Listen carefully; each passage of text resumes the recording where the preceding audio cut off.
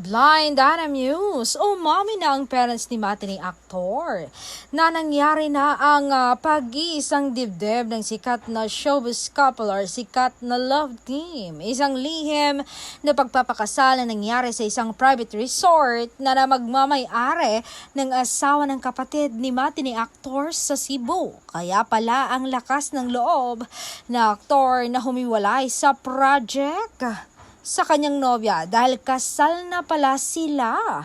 Talagang sinigurado pa niya na kasal sila.